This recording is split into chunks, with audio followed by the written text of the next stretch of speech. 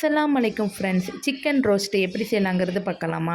ரொம்ப simple method தான். நீங்கள் பிகினர்ஸாக இருந்தால் கூட நீங்கள் டக்குன்னு ரெடி பண்ணிடலாம். வாங்க எப்படி செய்யலாங்கிறத வீடியோவில் போய் தெரிஞ்சுக்கலாம். நான் ஒரு பாத்திரத்தில் நல்லெண்ணெய் வந்து தேவையான அளவு சேர்த்துக்கிறதேன். நீங்கள் நல்லெண்ணெய் வச்சு நீங்கள் ரோஸ்ட்டு செஞ்சு பாருங்கள். ரொம்பவே டேஸ்ட்டாக இருக்கும், மணமாக இருக்கும். நான் சின்ன வெங்காயத்தை ஒரு 15 சின்ன வெங்காயத்தை 2ஆக கட் பண்ணி சேர்த்துருக்கேன். நல்லா பொன்னிறமாக வதங்கிடட்டும். 1/2 டீஸ்பூன் வந்து இஞ்சி வெள்ளப்பூடு பேஸ்ட்டு சேர்த்துக்கோங்க. 1/4 டீஸ்பூன் மஞ்சள் தூள், 1 டேபிள் ஸ்பூன் வந்து மிளகாய்த்தூள் சேர்த்துக்கோங்க. நல்லா வதக்கி எண்ணெய் பிரிஞ்ச பிறகு 3 பழுத்த தக்காளி பழம் வந்து நான் சேர்த்துருக்கேன்.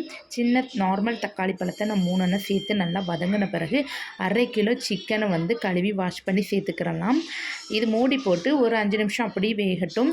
அதிலிருந்து நல்லா தண்ணி விட்டுரும். அதில் 1/2 டீஸ்பூன் கரம் மசாலா தூள், 2 டேபிள் ஸ்பூன் மல்லித்தூள், 1/2 டீஸ்பூன் சீரகத்தூள், தேவையான குழம்புக்கு தேவையான உப்பையும் இந்த டைமில் சேர்த்துட்டு சிக்கன் முழுகுத அளவுக்கு தண்ணி ஊற்றி வேக வச்சு எடுத்துக்கிறலாம். நல்லா வெந்த பிறகு கிரேவி இப்படி தான் இருந்துச்சு. நீங்களும் இந்த மாதிரி நான் சொல்கிற மெத்தடில் நான் சொல்கிற அளவுகளோடு நீங்கள் வந்து சிக்கன் ரோஸ்ட் வந்து செஞ்சு பாருங்கள். இந்த ரோஸ்ட்டு வந்து சாதத்துக்கு மட்டும் இல்லை, சப்பாத்தி, தோசை, இட்லி எல்லாத்துக்குமே சைடிஷ்டாக வச்சு சாப்பிடும்போது அற்புதமாக இருக்கும். நீங்களும் ட்ரை பண்ணி பார்த்துட்டு எப்படி இருந்துச்சுன்னு மறக்காமல் கமெண்ட்ஸ் பண்ணுங்கள். நான் அடுத்த வீடியோவில் சந்திக்கிறேன். ஓகே, பாய்.